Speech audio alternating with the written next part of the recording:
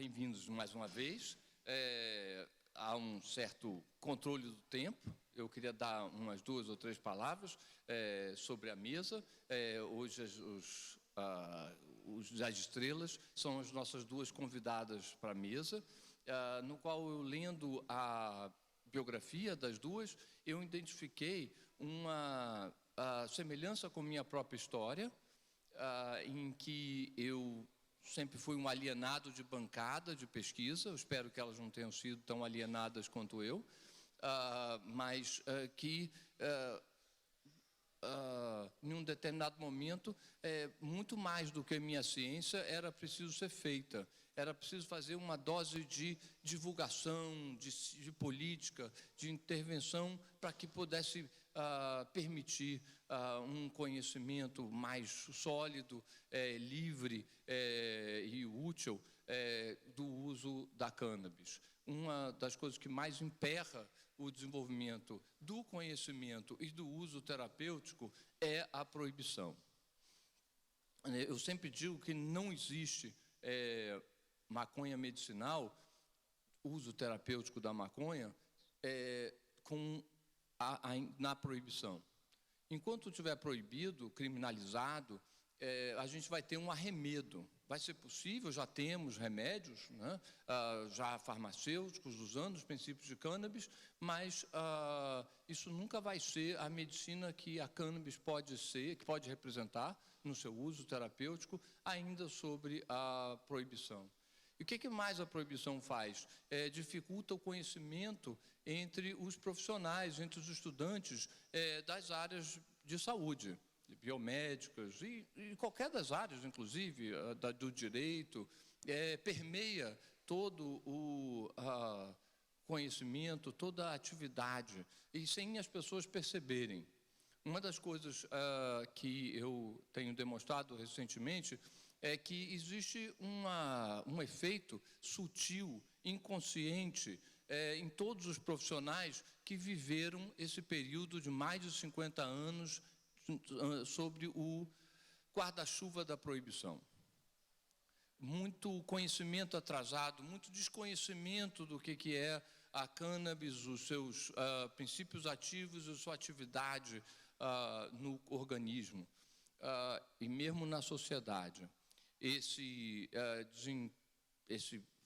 Essa restrição ao estudo nos coloca muito atrás do que pode ser, do que a gente pode alcançar, entendendo esse sistema que é vital para a sobrevivência e a interação entre organismos animais, inclusive o homem.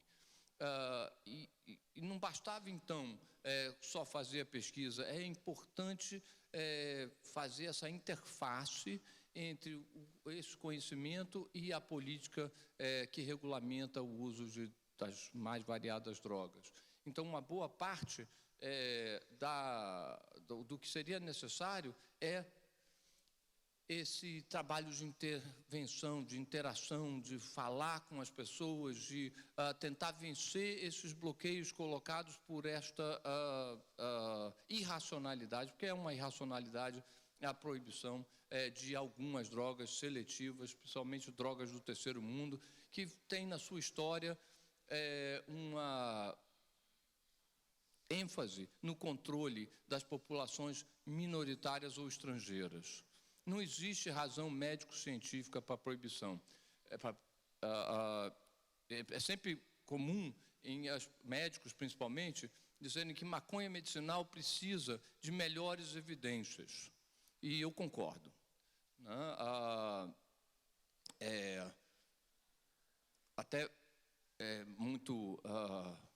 As pessoas talvez esperem que eu ache que a maconha medicinal é sempre boa, pode ser usada, estabelecida, os médicos podem receitar, mas, na verdade, muito pelo contrário, eu meio que concordo com alguns proibicionistas. A gente ainda tem muito o que fazer para ter uma maconha medicinal efetiva, o uso da cannabis efetivo, muito estudo, muito trabalho. Mas o que tem que ser para ontem é a descriminalização e o trato, como ela, regulamentação, como ela merece ser, que não tem nada, não tem correspondência a como ela é regulada.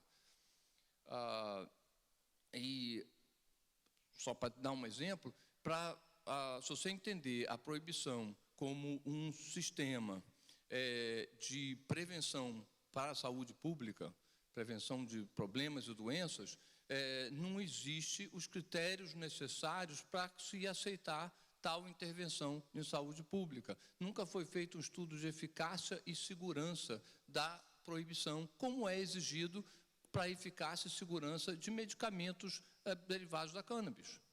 É incrível como as pessoas aceitam uma intervenção em saúde pública sem qualquer evidência médico-científica. E isso influencia até nos estudos.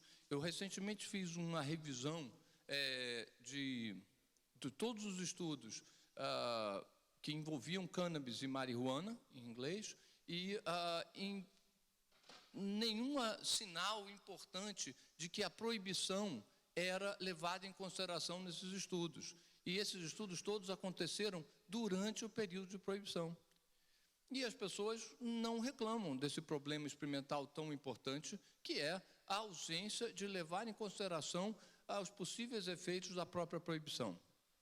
É tão inconsciente que não se percebe isso e se deixa passar uma série de regulamentações insuficientes, incompletas sobre o uso da maconha, inclusive a restrição.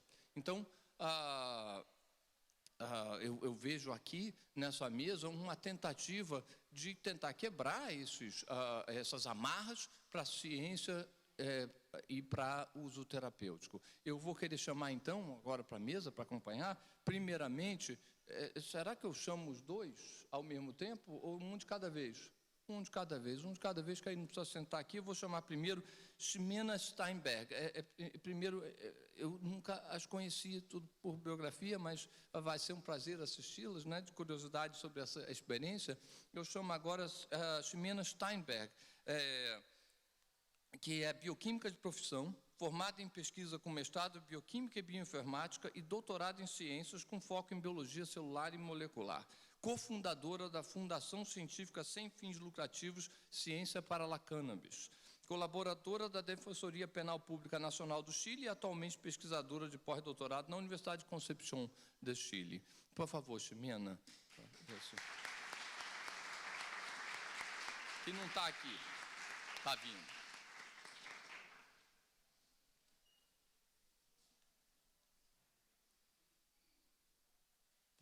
Você tem apresentação? Já posta? Tá.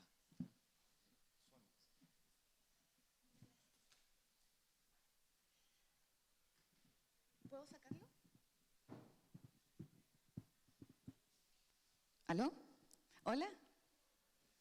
Hola a todos.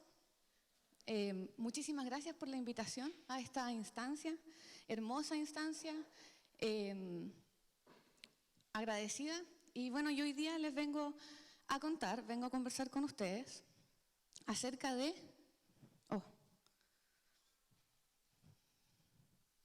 Vengo a conversar con ustedes acerca de algo de evidencia en torno a la construcción de lo que nosotros definimos como bueno o malo en torno al uso de sustancias.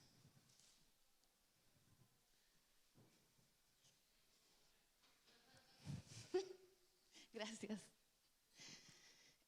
Bueno, entonces, contarles que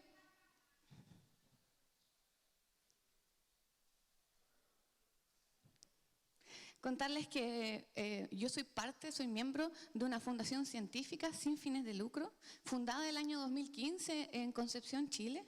Y en esta fundación científica, que no es una fundación de beneficencia, lo que hacemos es promover el desarrollo de ciencias y artes en torno a la cannabis. La cannabis concentra nuestro interés más principal, pero ciertamente el uso de todas las sustancias a nosotros nos parece una problemática fundamental de abordar hoy.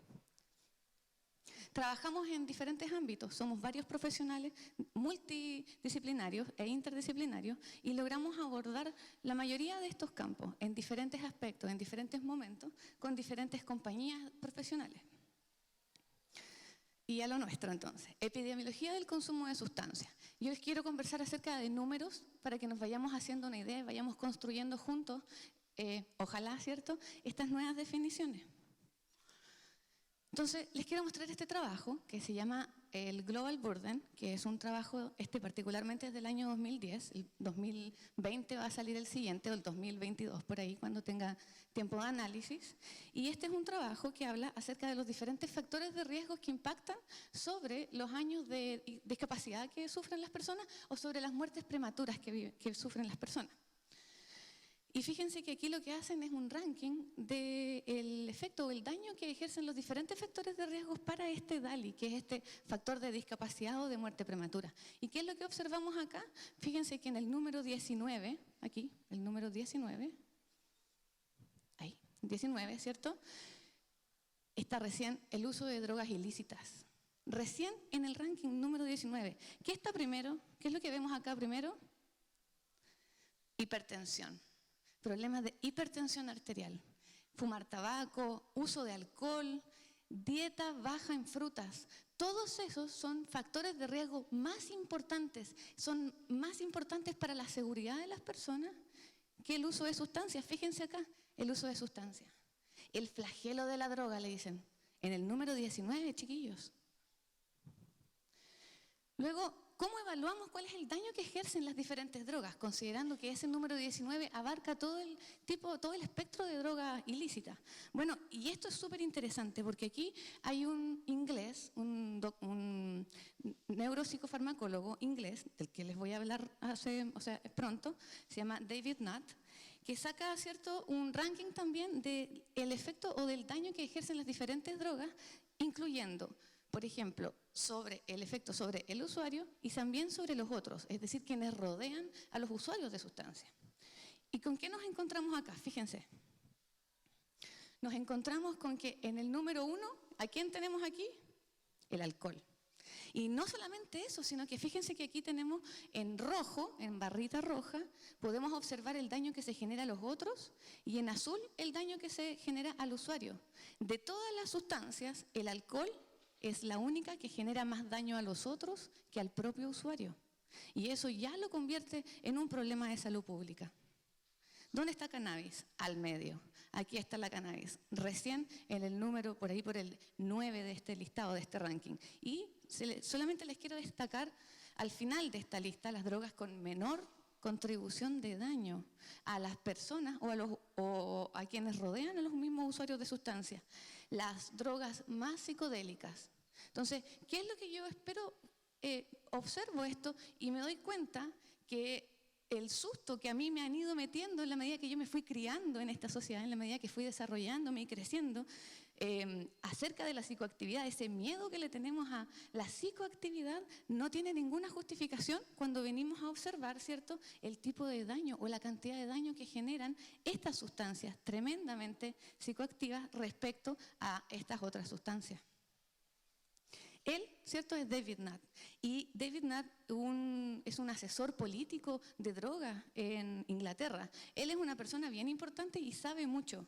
Cuando levanta este trabajo, fíjense que acá, como primero sale el alcohol, las compañías, las industrias de alcohol de Inglaterra le piden, a través del Estado, le piden que baje el trabajo. Que lo baje porque, por supuesto, esto es una pésima forma de ver el alcohol. Fue una controversia súper importante porque a él lo echaron de su trabajo gubernamental y también de la universidad en la que él trabajaba como científico por las presiones políticas, presiones en realidad industriales. Lo echan y se genera toda una controversia porque se levantan los científicos de Inglaterra, salen a la calle y solicitan su restitución. Finalmente se restituye, pero no ocurre solo. Se necesitó que toda la comunidad científica se levantara a defender el trabajo que estaba haciendo David Nutt. Veamos cómo anda la prevalencia del consumo de cannabis. Fíjense que en el año 90 y en el año 2010 tenemos dos medidas prácticamente iguales. Muchas cosas han pasado en 20 años en el mundo acerca de la regulación de cannabis. Sin embargo, la prevalencia del consumo de cannabis sobre la población total se mantiene en un 0,2 o un 0,19%, prácticamente igual. ¿Y cómo se consumen las sustancias? Bueno, tenemos aquí una torta, ¿cierto? Un gráfico de torta donde vemos la mayoría de ellos son problemas relacionados con alcohol y otros relacionados con uso de sustancias. Y dentro de estas que está el uso de sustancias, aquí tenemos la prevalencia del consumo de cannabis, un 5%. Por ahí más o menos es que nos mantenemos, es decir, ¿cuál es el problema de dependencia a cannabis? Aproximadamente un 5%. ¿Qué quiere decir esto? Que aproximadamente el 5% del total de los usuarios de cannabis eventualmente podría tener o sufrir un episodio de consumo problemático dada la dependencia que va a generar con la sustancia. En este trabajo, fíjense que lo que hacen es evaluar cuál es el perfil de riesgo. ¿Y cómo lo hacen? Bueno, lo hacen justamente evaluando, por ejemplo, cuán cercana es la dosis activa versus la dosis letal, que es lo que vemos acá, ¿sí? La dosis activa versus la dosis letal. Mientras mayor sea la diferencia, mientras más grande sea la diferencia, o sea, mientras más pequeña cantidad tengamos que consumir nosotros, la dosis activa, versus una dosis letal alta, ojalá idealmente, mejor va a ser esta sustancia. Y fíjense que aquí nos encontramos con esto. Aquí, en el extremo de esta gráfica, en el extremo de las drogas seguras, es decir, donde la dosis activa es mucho, puede ser mucho más segura que la dosis legal, que la dosis letal, nos encontramos con marihuana. Marihuana, con un potencial de dependencia moderado a bajo. Entonces, aquí tenemos nuestra marihuana. ¿Y a quién se parece, chiquillos? Fíjense, a la cafeína. La marihuana presenta un potencial de dependencia similar al que presenta la cafeína. Cuando dejamos de consumir cannabis, ¿qué es lo que nos pasa? Nos ponemos un poco irritables, quienes son usuarios, ¿cierto?, crónicos y de altas dosis. Más que eso, difícil que pase. No nos volvemos locos, y eso en el fondo es lo que les quiero decir. Cafeína, chiquillos, y nadie está prohibiendo la cafeína. Ningún político está prohibiendo la cafeína porque tenga un potencial de dependencia moderado a bajo. Sin embargo, con la cannabis sí que hay una guerra. Entonces aquí tenemos, este es mi favorito, ¿cierto? David Nutt, versus, aquí tenemos a Nora Volkow, psiquiatra, referente científico. Yo no la quiero ningunear para nada, pero ella es un referente científico del segmento conservador del desarrollo de política, directora del Instituto Nacional de Drogas de Abuso de Estados Unidos. Frente, ¿cierto?, a nuestro neuropsicofarmacólogo favorito, referente científico en uso de drogas del segmento progresista. Fíjense que aquí les voy a mostrar a continuación por qué se los muestro enfrentados, porque ahora les voy a mostrar dos papers de los diferentes grupos, de los diferentes segmentos que dicen exactamente lo contrario. Fíjense acá. El uso de cannabis está asociado con cambios estructurales en el cerebro, ¿cierto?, y anormalidades en adultos jóvenes, usuarios recreativos. Y aquí abajo, no está asociado a cambios morfométricos del cerebro. ¿Qué es esto? ¿Cómo se llama esto? A esto le decimos que es una controversia científica. Probablemente esto tiene mucho que ver con la variabilidad biológica, porque somos seres individuales independientes con una variabilidad biológica que no podemos ignorar. Y eso es lo que justamente se observa acá. En este trabajo, fíjense que lo que nosotros observamos es la revisión de los cambios morfológicos observados en diferentes trabajos, de investigación. Entonces, lo que hacen los autores de aquí es tomar todos estos trabajos y graficar dónde está el cambio estructural que ellos observan con cannabis. Fíjense la dispersión de los datos. Esto es una cosa súper dispersa, probablemente porque nuestra biología responde de forma diversa a la vida o al uso de sustancias. En este lado de acá tenemos donde los controles cambian más que los usuarios de cannabis, y en este lado de acá donde los usuarios de cannabis se cambian más su estructura cerebral que los controles. Anormalidades encontradas en usuarios, podríamos decir, anormalidades encontradas en controles y no usuarios. La dispersión de los datos es preciosa. A mí me gusta mucho eso porque me recuerda que somos tremendamente humanos y diversos. No somos máquinas, no somos robots, no tenemos solamente una forma, tenemos varias. Y el desafío justamente consiste en tratar de dilucidar qué significa esta variabilidad biológica en términos funcionales. El consumo abusivo temprano y abusivo de cannabis, sí, efectivamente, está asociado a trastornos en la adultez. Pero fíjense que lo que dice este trabajo es que el consumo abusivo, o sea, de altas dosis, y desde temprano, desde pequeñitos. Sin embargo, fíjense lo que dice acá, mientras más pequeña sea la edad del inicio del uso, mayor es el riesgo, ¿cierto?, de sufrir algún episodio de dependencia luego cuando somos adultos. Yo a esto le digo uso y abuso de la estadística. Se lo digo así porque no es lo mismo que me digan que si yo comienzo a fumar en la adolescencia, cuando sea adulta me voy a volver loca. No es lo mismo que decirme, oye, controla tu uso, baja la cantidad, cuida lo que incorporas en tu cuerpo porque eventualmente esto te puede generar algún problema, que en realidad lo desconocemos. Como vieron ahí, la dispersión de los datos es bien impresionante. ¿Cuál es la contribución del consumo de sustancias sobre los trastornos de desórdenes mentales? O sea, sobre los problemas de dependencia. Aquí lo subrayé porque es una gran tabla. Aquí está. La dependencia de cannabis. ¿Cuánto contribuye en porcentaje al DALY? Un 0,1%. 0,1%. Y a la proporción solamente del DALY en términos de las enfermedades mentales, un 0,8%. O sea, la contribución de la aparición de un cuadro de dependencia a cannabis sobre trastornos mentales es realmente baja. Yo aquí no puedo justificar una guerra contra las drogas. Con estos datos yo no soy capaz. ¿Qué pasa en los niños cuando se legaliza el consumo de cannabis, que es de los temores más grandes que tienen las personas para avanzar en regulación? 3 trabajos lo muestran. El primero de ellos del 2015, acá. 2015, o sea, aquí faltan hartos estados que todavía no, en el 2015 no tenían regularizada la cannabis, pero solamente para mostrarles que este trabajo consiste en tomar todos estos datos. ¿Qué es lo que encuentran ellos? Fíjense que calculan, ellos evalúan en niños de diferentes edades, de 8º, 10º y 12º grado, ¿cierto? Y evalúan cómo anduvo su incidencia o su prevalencia de consumo de cannabis luego de la legalización, luego de la regulación medicinal de cannabis y también en algunos estados recreativa. Fíjense, ¿qué es lo que nos encontramos acá?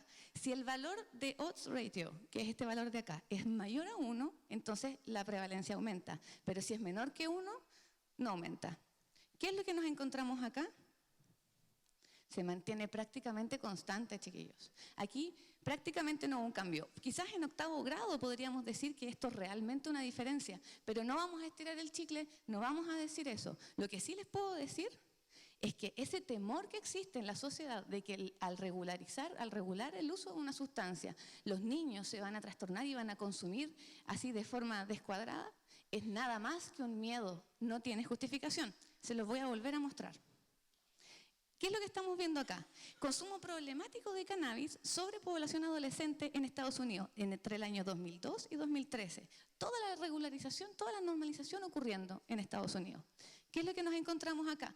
Esto justamente porque pensaban que iba a aumentar la prevalencia de consumo. Entonces siguen investigándola porque eso es lo que pasa con los segmentos conservadores. Van a buscar el daño, van a buscar el problema, van a buscar el resultado. ¿Me entienden? ¿Qué es lo que vemos acá? Fíjense, en color negro, en cuadrados negros rellenos, lo que vemos es la presencia de comorbilidad junto con el consumo problemático. ¿Y qué es lo que vemos? Baja con el tiempo. Esto se mantiene constante, sin comorbilidad, es decir, sin que exista otra patología. ¿Por qué la comorbilidad es importante? Porque la comorbilidad, chiquillos, es muy cara para la salud pública. Significa atender más de una sola enfermedad, tener más de solo un profesional a cargo de una situación. La comorbilidad, fíjense aquí, baja. Es decir, todavía en Estados Unidos, luego de la regulación, no es posible ver que los niños o que los jóvenes aumenten su prevalencia solamente porque una sustancia se regula. Y este entonces es el último que les voy a mostrar, que me encanta, que es el año pasado, es de Sarvet, y lo que hace es evaluar la percepción de peligrosidad de la sustancia versus la prevalencia del consumo. Esto es súper importante porque los prohibicionistas dicen que si la sustancia se hace menos dañina en la idea que tienen los niños, si se hace menos importante, entonces debería aumentar el consumo. ¿Y qué es lo que observan ellos? Justamente, fíjense que digamos, la percepción de riesgo disminuye. Eso es lo que significa esta línea de acá punteada. O sea, es menos riesgoso, piensa la gente. Y aquí en negro, la prevalencia del consumo se mantiene constante. O sea, no porque los niños piensen que esta droga es menos dañina, va a hacer que los niños consuman más. La prevalencia del consumo en Chile, por ejemplo, tiene un par de cosas muy interesantes. Una de ellas, justamente, es que subió el consumo, la prevalencia de consumo en toda la población general subió, que son los asteriscos que ven acá. Sin embargo, fíjense que el consumo problemático en los niveles socioeconómicos bajos y medios disminuye. En cambio, en el estrato social alto aumenta. ¿Estamos frente a un problema de consumo de sustancias? No. Estamos frente a un choque cultural, chiquillos. Si me dan 2 minutos más, necesito mostrarles algo tremendamente interesante que no puedo dejar de mostrarles para construir esta idea porque es un extremo, es una idea muy extremista. Perspectiva para la construcción de nuevas definiciones. Crack babies. Les quiero hablar de los crack babies. En Estados Unidos hubo un pic, ¿cierto?, de consumo de crack de parte de mamás que durante el embarazo todavía seguían consumiendo. Nacían las guaguitas así, flacas, con problemas de respiración, con algunos problemas de cognición, etc. ¿Qué es lo que pasó en Estados Unidos? En Estados Unidos se les define, ¿cierto?, como crack babies y se estudia el efecto de la exposición gestacional a pasta base de cocaína o crack, ¿cierto?, en estos niños. ¿Y qué es lo que dicen ellos? Que estos niños están destinados a la marginalidad. Estos niños nacen así y básicamente son nombrados crack babies y Estados Unidos dice no, ellos nunca se van a poder adaptar a la sociedad. Entonces, la marca o estigma social es tremendamente negativo. Los niños sufren las consecuencias de una sociedad que no comprende el uso de una sustancia. Hallazgos en cerebros de recién nacidos. Y esto lo quise poner acá porque es de acá brasileño, es de un hospital de Porto Alegre, en Brasil. Lo estudian hacen imágenes de ultrasonido de la fontanela, transfontanela, ¿cierto? ¿Y qué es lo que encuentran ellos? Fíjense que encuentran algunas anormalidades en los niños, en el 34% ellos encuentran anormalidades, pero dicen que todas esas anormalidades no son funcionales.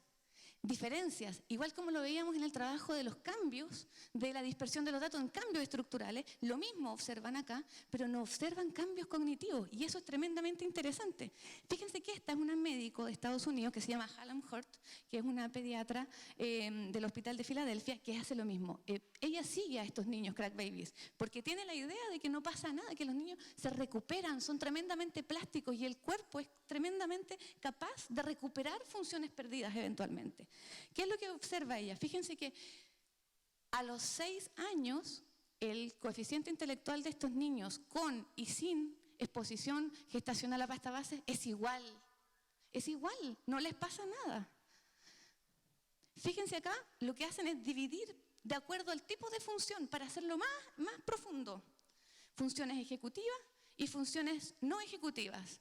Miren esos valores entre los niños controles y los niños expuestos a crack. Prácticamente iguales. Prácticamente iguales. No se logra observar efectos neurocognitivos deleterios a largo plazo como resultado de la exposición a pasta base de cocaína en niños durante su gestación.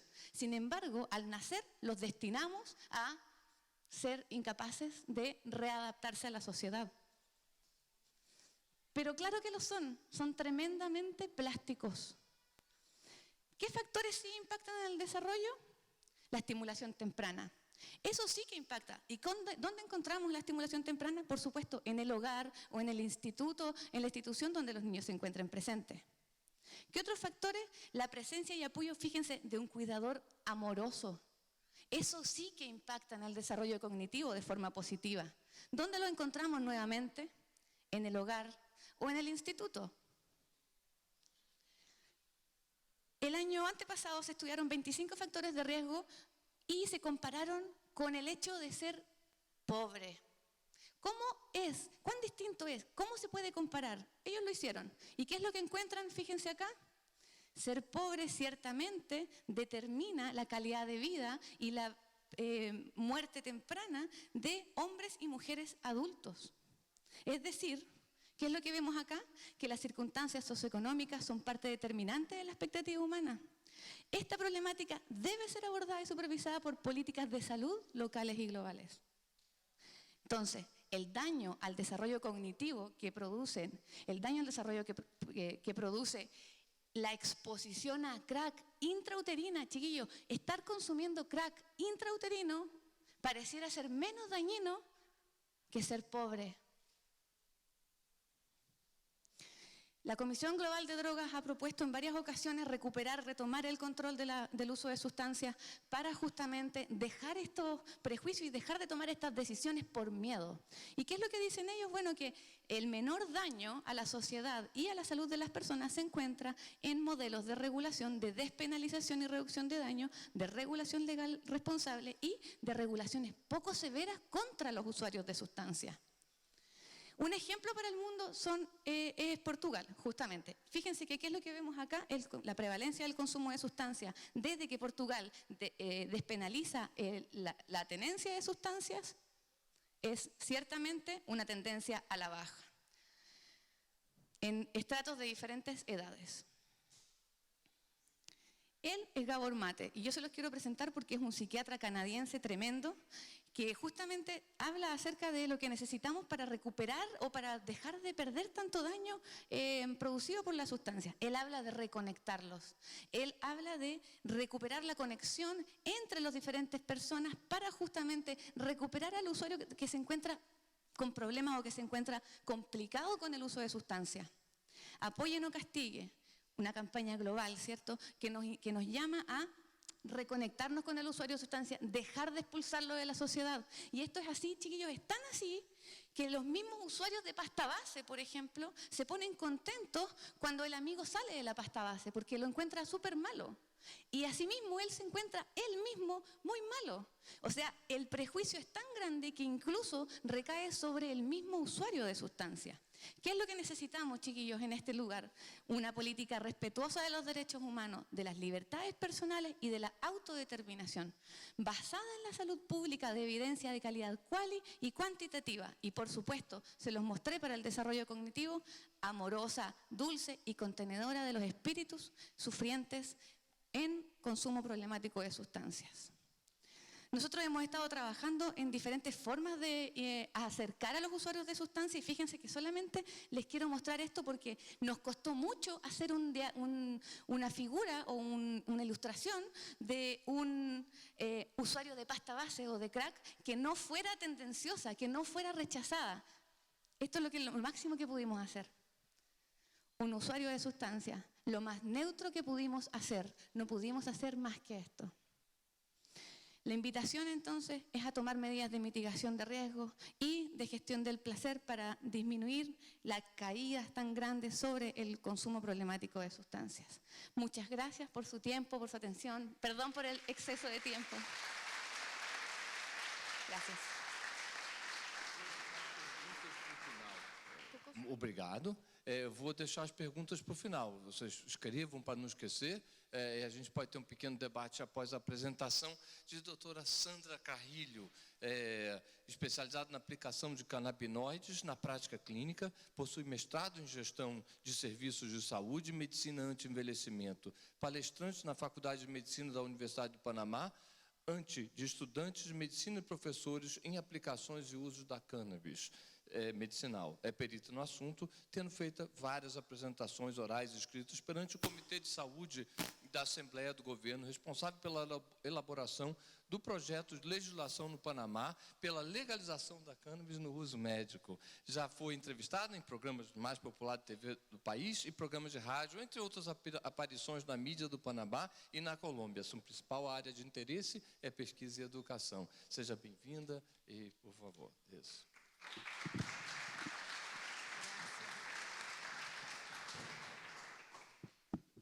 Bueno, Buenas tardes a todos, muchas gracias a Margaret, Fiocruz, a Pepi, a todos aquellos que me invitaron a participar de este importante congreso y seminario. Me siento muy contenta de estar acá. Bueno, como ya el doctor les explicó, en Panamá el cannabis medicinal no ha sido legalizado. Hemos estado en esta lucha por 1 año y medio, 2 años.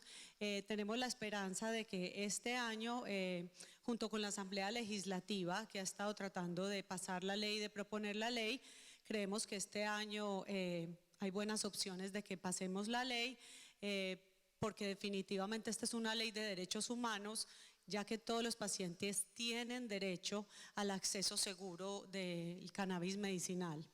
El nombre de mi charla es Cannabis, una planta ancestral redefiniendo el futuro de la medicina.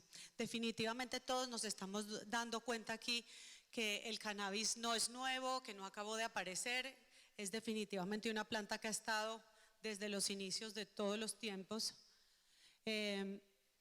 Tenemos acá en la época de la prohibición, antes de que pasara la prohibición, teníamos al doctor William O'Shaughnessy, que fue el primero que trajo el cannabis medicinal a la farmacopea occidental.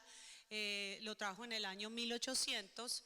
Él estuvo en India y en Oriente explorando y vio que muchos médicos y en la medicina tradicional china y en India utilizaban mucho el cannabis medicinal, por lo tanto lo introdujo en Occidente. Aquí podemos ver que para el siglo XX se habían escrito más de 100 papers acerca de los beneficios que tenía el cannabis medicinal. Inclusive se encontraba cannabis medicinal over the counter, que quiere decir que estaba en las farmacias y se podía comprar sin recetas y sin prescripción. En 1619 los nativos americanos salió una ley que los hacía que cultivaran el hemp. En 1850 el cannabis era vendido por todo el hemisferio occidental.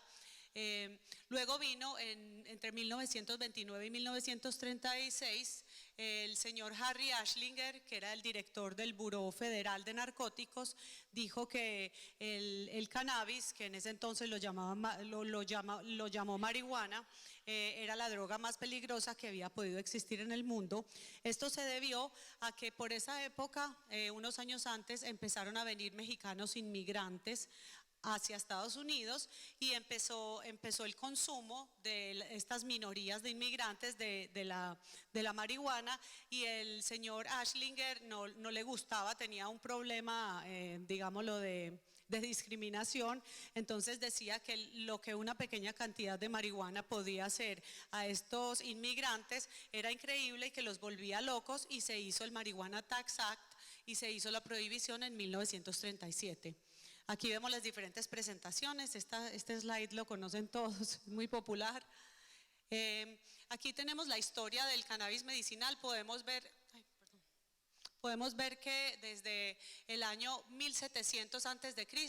se utilizó en la farmacopea china. Vemos que en el año 1000 a.C. también se utilizó en el hinduismo. En el 450 a.C. fue utilizado por Heródoto. En el año 1000 a.C., luego viene en 1839 William O'Shaughnessy, que fue el que introdujo el cannabis medicinal en Occidente. De ahí sigue en 1937 se empieza a hablar de los diferentes tipos se hace la legalización, la prohibición, y luego tenemos que esperar hasta 1964 cuando el profesor Rafael Mechoulam descubre el THC. De ahí viene en 1968, Howlett encuentra los receptores CB1. En el 2011 el gobierno de Israel aprueba el cannabis medicinal para efectos médicos y para efectos de investigación, y tenemos aquí en el 2016 Canadá hace el anuncio que incluirá el cannabis medicinal como parte de la legislación. Aquí tenemos un statement que hizo la OMS diciendo que el cannabidiol es una molécula no psicoactiva de la planta cannabis sativa, no es una sustancia peligrosa y por el contrario cuenta con un alto potencial terapéutico. Hace poco la OMS se pronunció diciendo que recomendaba a todos los países que consideraran la legalización del cannabis medicinal, pero sin embargo dicen que esto no es algo que ellos están imponiendo, es simplemente una sugerencia y que sería a discreción de cada país si deciden legalizarlo o no. Tenemos el sistema endocannabinoide, como todos lo conocen. El sistema endocannabinoide consta de receptores CB1 y CB2. Los receptores CB1 los encontramos ampliamente en el cerebro y en algunos órganos. Los receptores CB2 se encuentran en las células inmunológicas. Tenemos los endocannabinoides, que son sustancias que producen nuestro propio cuerpo. Los endocannabinoides son la anandamida, el AG2 y otras sustancias que nuestro propio cuerpo produce. Aquí nos damos cuenta que el cuerpo humano y todos los mamíferos desde los principios venimos diseñados para recibir los fitocannabinoides, ya que nuestro cuerpo produce endocannabinoides endógenos. El sistema endocannabinoide es un sistema que se encarga de mantener el balance y la homeostasis del cuerpo. Por eso es tan importante y se producen ciertas enfermedades por el desbalance en los endocannabinoides. El THC y el CBD actúan en los receptores. Básicamente el THC actúa en los receptores CB1 y el mecanismo por el que actúa es el mecanismo de llave-cerradura, que hacen una combinación perfecta. El CBD tiene otro tipo de mecanismos que no es directamente ligándose a los receptores, pero trabaja indirectamente.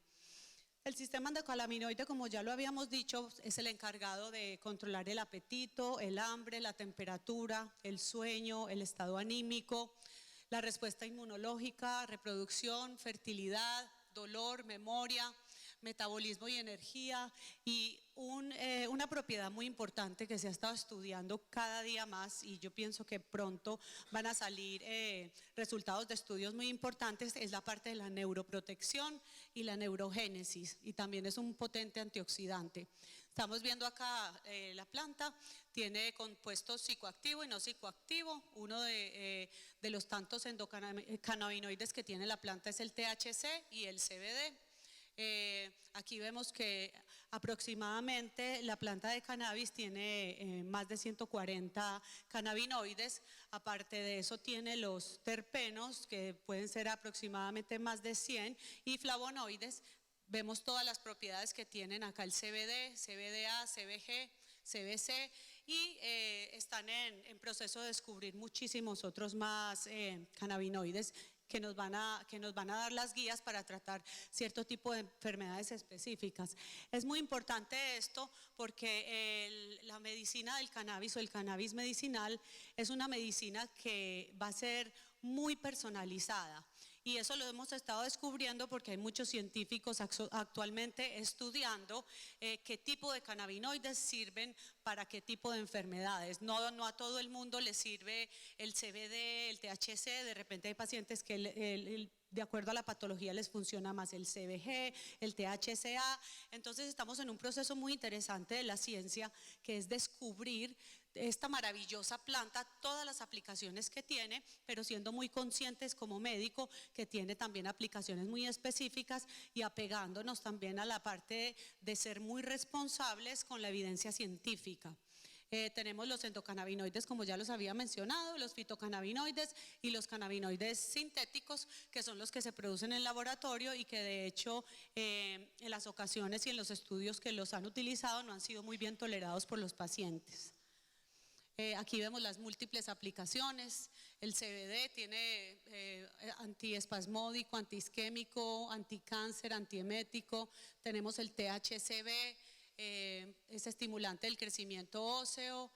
Tenemos el CBC, estimulante también del crecimiento óseo, antimicrobiano.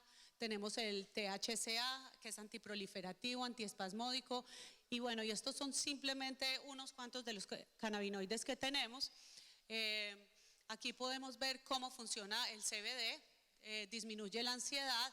Estamos viendo aquí, hay diferentes papers en los que mencionan cuál es la evidencia que han encontrado de cómo el CBD funciona en estos aspectos. Reduce el riesgo de bloqueo arterial, es neuroprotector, que es la parte que les comentaba que ha sido muy interesante, antiinflamatorio, todos sabemos que tiene efecto antiinflamatorio, disminuye el dolor, ayuda al dolor y promueve el crecimiento óseo. Aquí podemos ver los tipos en el caso del THC y el CBD vienen en forma ácida, que es el THCA, y cuando se descarboxila se produce el THC. Lo mismo el CBD, viene CBDA y cuando se descarboxila se produce el CBD. Cada uno de ellos, inclusive en sus formas ácidas, tienen sus indicaciones y sus acciones específicas. Todavía esto sigue en estudio.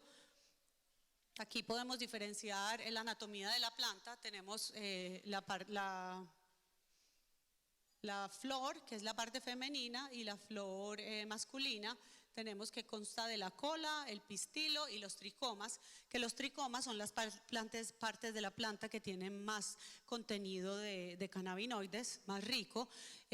Las hojas y los tallos también tienen cannabinoides, pero nunca en la cantidad tan concentrada que la tiene la flor. Tenemos diferentes variedades, la índica, sativa y ruderalis.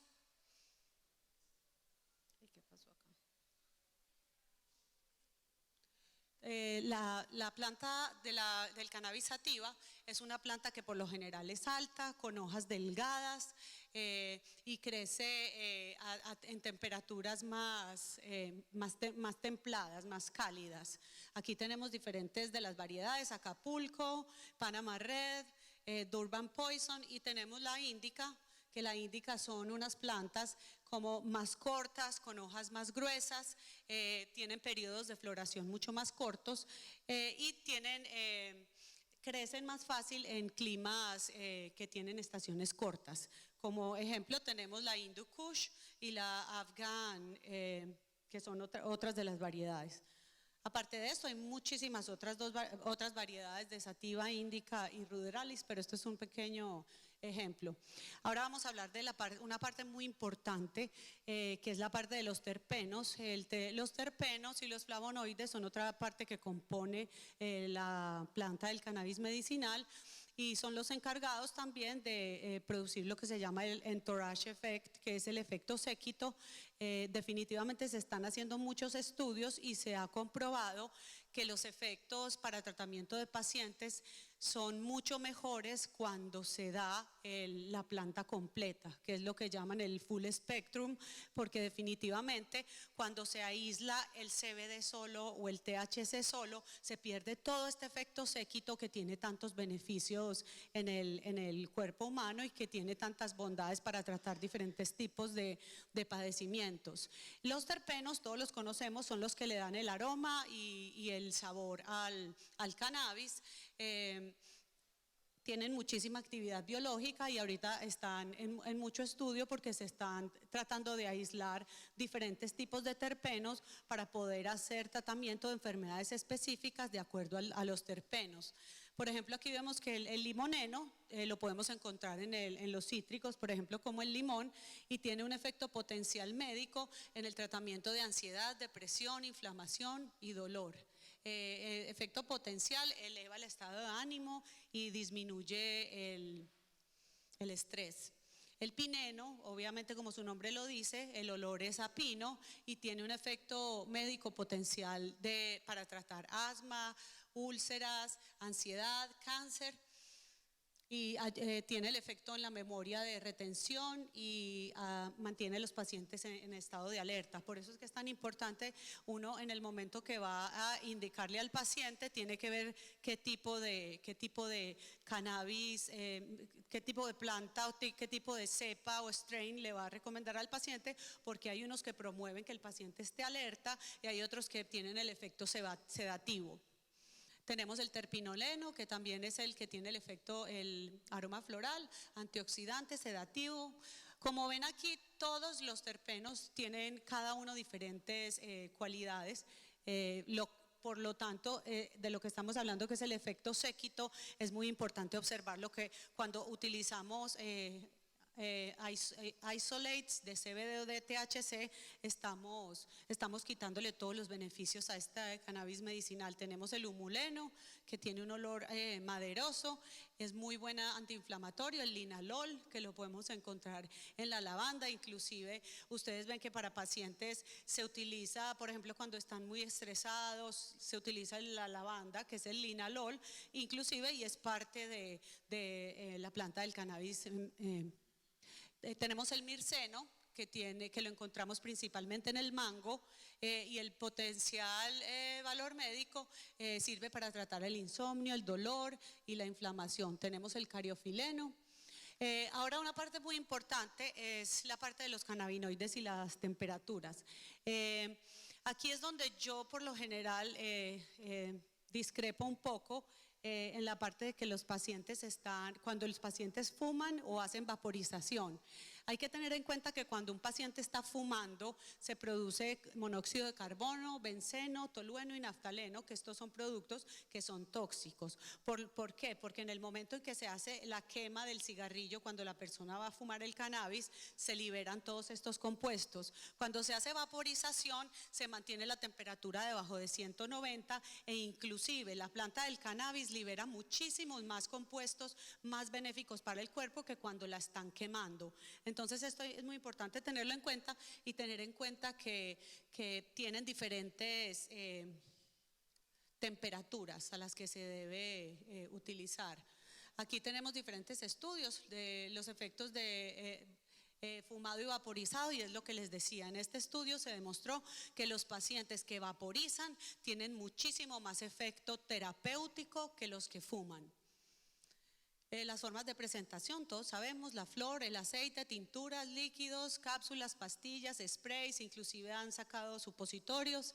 Los métodos de administración, como hablamos, inhalación, ingestión y tópico. La inhalación, el efecto es muy rápido, pero dura corto. Y la ingestión oral tiene la desventaja que el efecto se empieza a sentir por lo general después de 2 horas, y muchas veces el efecto dura hasta 8 horas o más, de acuerdo al tipo de paciente. Si es un paciente que nunca lo ha utilizado, se demora más en actuar. Actúa más rápido, pero se demora más en salir del sistema, y por eso en el momento que uno está haciendo titulación de dosis con los pacientes, hay que decirles, y la idea es decirle siempre al paciente, empezar despacio, ir despacio en la vía oral, de explicarle al paciente muy bien que cuando cuando usó la tintura, si no sintió nada, tiene que esperar por lo menos 2 a 3 horas, porque hay pacientes que se ponen la tintura debajo de la lengua o se toman la cápsula y pasa 1 hora, 2 horas y dicen no siento nada, y se toman otra. Y lo mismo pasa con los de vía oral, que el paciente, por ejemplo, cuando nunca ha consumido, se come uno y no ha sentido nada y dice no, esto no me sirvió, y se come otro, y después es que viene ya que el paciente empieza a sentirse mal, porque con la vía oral hay que tener en cuenta que el periodo de acción es muchísimo más largo. Y la vía tópica es una vía también muy interesante, que tiene muchísimas aplicaciones. Aquí estamos viendo la seguridad del cannabis, vemos que el tabaco ha causado más muertes, y vemos las otras estadísticas. Aquí, según vemos en este cuadro, que es algo que siempre me ha llamado la atención, la marihuana es más segura que el maní. Es más, se ha muerto más gente por intoxicación o alergias al maní que por el cannabis. El cannabis versus los opioides, este es un tema muy interesante, porque definitivamente en Estados Unidos hay una epidemia con el uso de opioides, y estamos viendo inclusive que en los estados de Estados Unidos que han legalizado cannabis medicinal, se ha reducido en el 25% las mortalidades. Aquí podemos ver el efecto de los opioides versus el CBD. No ha habido hasta ahora ningún reporte de muertes por cannabis. El CBD actúa en las vías del dolor, por lo cual permite que se pueda usar en pacientes cuando están en tratamiento paliativo, se puede usar concomitantemente con la morfina. Inclusive se le puede empezar al paciente, no necesariamente se le quita la morfina, sino que se empieza a tratar con el cannabis y así se van reduciendo poco a poco las dosis. La idea no es quitarle completamente el opioide al paciente, pero la idea es ir reduciendo el uso de los opioides que tienen tantos efectos secundarios como son la depresión, la constipación, inclusive hay un síntoma que se llama hiperalgesia por opioides, que el paciente después de tanto usar los opioides como la morfina empieza a sentir inclusive mucho dolor. En estos casos el cannabis medicinal ha sido de gran ayuda. Esta es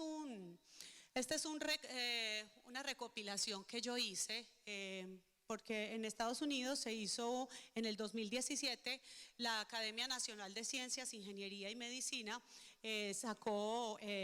tomó 20.000 papers, 20.000 estudios para analizarlos, de los cuales 10.000 fueron los que utilizó y de esos 10.000 seleccionó los que tuvieran más evidencia científica más fuerte, que fueran placebo randomizado, controlado.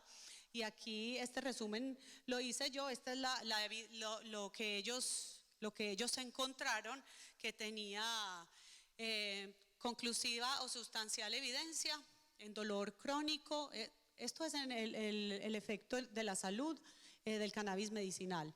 En dolor crónico en adultos, utilizado como antiemético en quimioterapia, en tratamiento de epilepsia resistente en pediatría y en espasticidad múltiple. Aquí se encontró evidencia muy clara. Evidencia moderada en apnea del sueño, dolor crónico y fibromialgia. Evidencia limitada en ansiedad, apetito y aumento de peso en el SIDA o el AIDS, en el síndrome de Tourette. Y no evidencia o efecto en adicción, desorden neurodegenerativo y síndrome irritable del colon y cáncer. Esto es lo que ellos publicaron en el 2017, pero definitivamente esto ha cambiado muchísimo y ha ido evolucionando y se ha liberado en los últimos 2 años muchísima evidencia científica. Ellos aquí, en ese reporte que hicieron, fueron muy conservadores y muy cuidadosos, como la Academia Americana lo exige, entonces tenían que encontrar siempre el gold estándar de la evidencia científica más fuerte y por eso es que salieron tan pocas aplicaciones. Sin embargo, todos sabemos que alrededor del mundo, en el Reino Unido, en España, en Latinoamérica, se están realizando muchísimos estudios y han salido importantes descubrimientos. Aquí vemos más evidencia científica. Hablar del Epidiolex, que el Epidiolex fue aprobado por la FDA, pero cuesta $32.500 el tratamiento al año. Nadie lo puede, pues muy difícil que alguien lo pueda pagar. Muy importante con el cannabis medicinal, que es una medicina personalizada. Hay que tener en cuenta la dosificación, la vía de administración, las temperaturas, las cepas y muy importante, y por lo que yo abogo mucho, es por la investigación, porque definitivamente como médicos y comunidad científica hay mucha evidencia científica, pero necesitamos construir más y evidencia de más peso.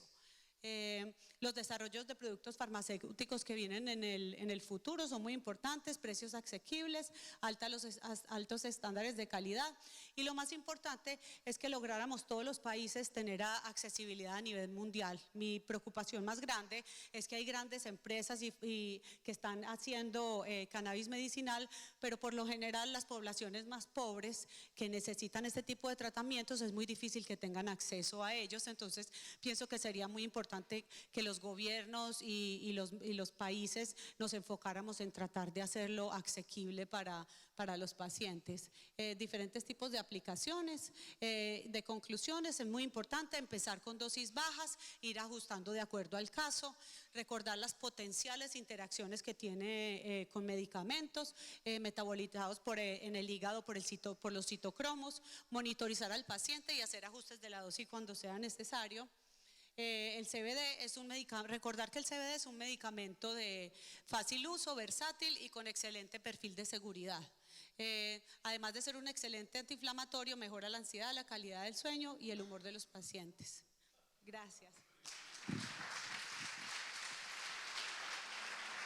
Solo un comentario. Cuando hablamos de cannabis, de uso medicinal del cannabis, se ha mencionado varias veces ya el tema de la medicina personalizada.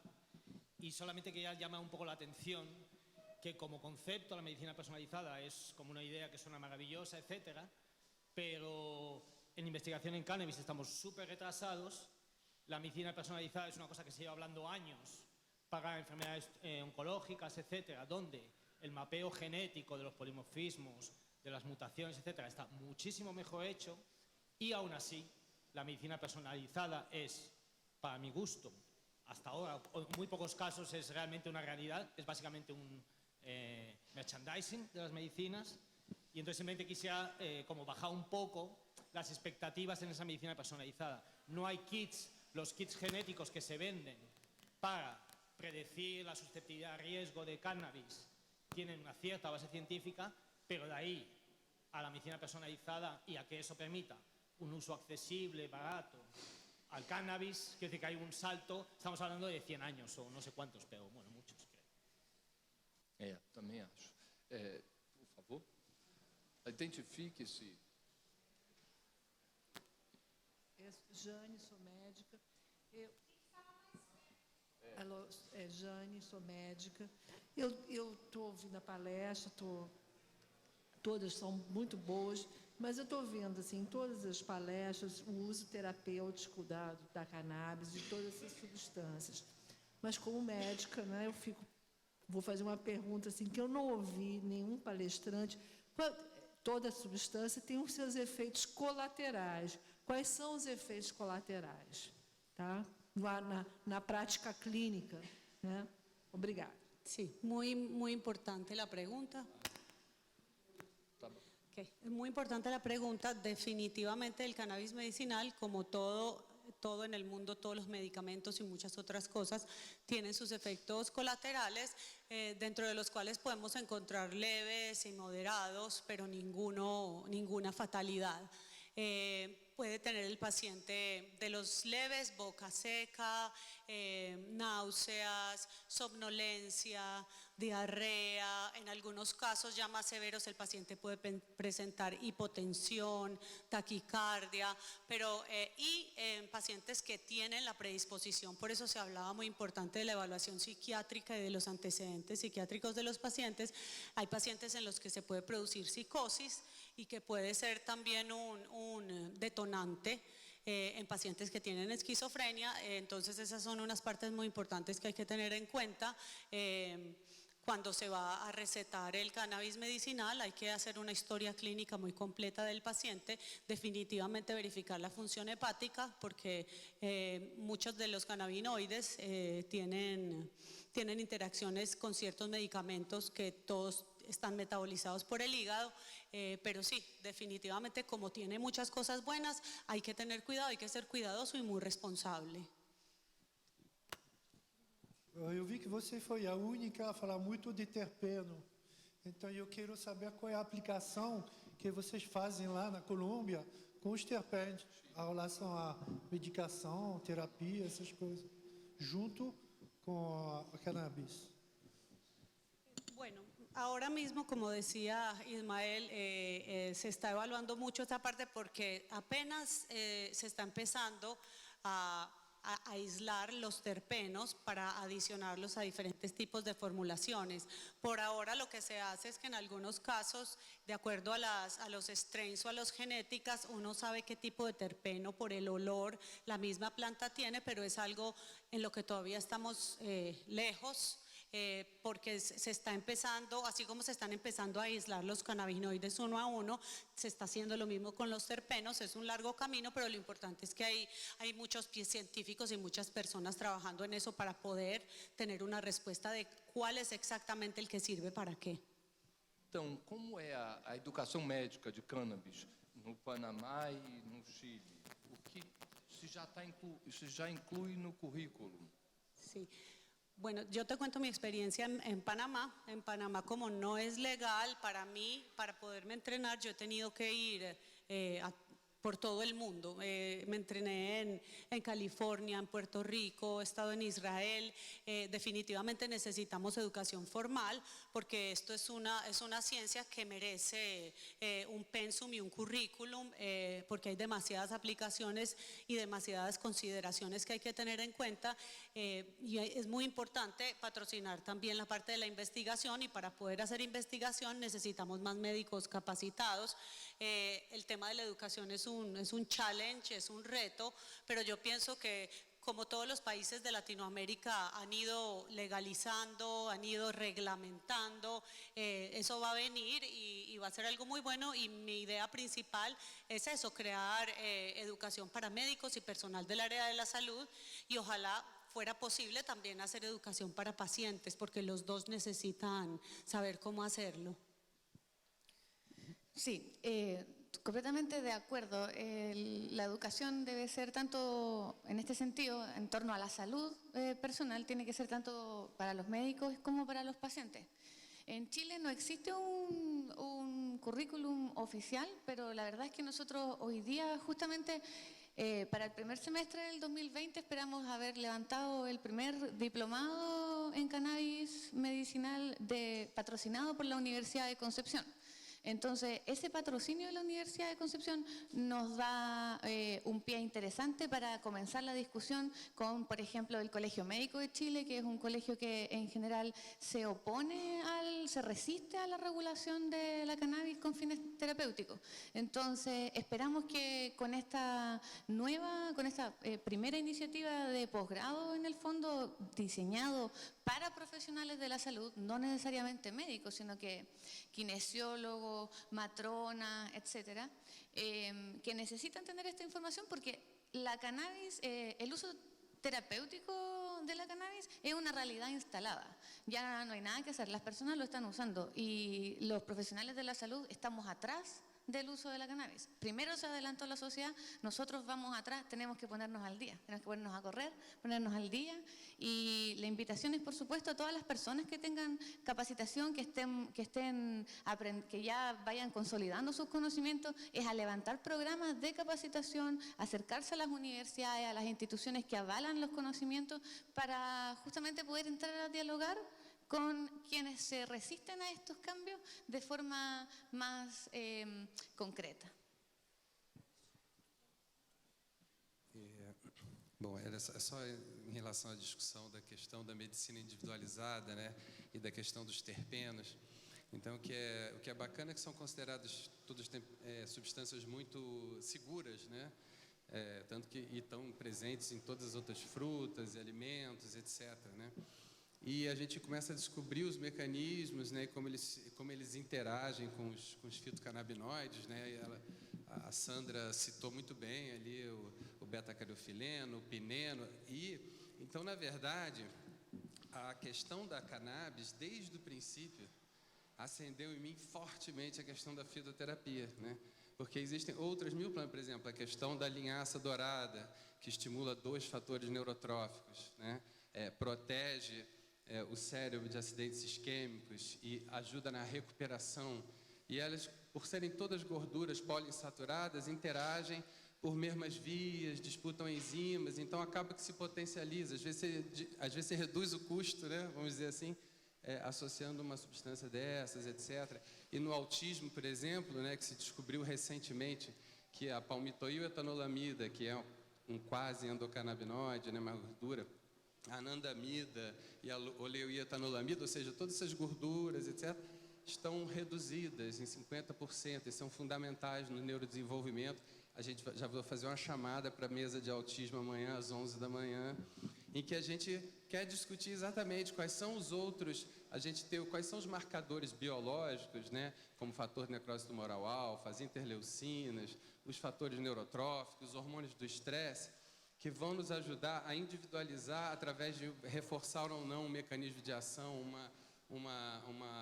associando um terpeno, como um beta-caroteno, reforçando aquele óleo de alguma forma, buscando isso. E o Dr. David Mary, em Israel, né, ele, que o Siddhartha citou, ele faz cultura de células e vai vendo o efeito, ou seja, de uma forma para aquele câncer daquela pessoa, né?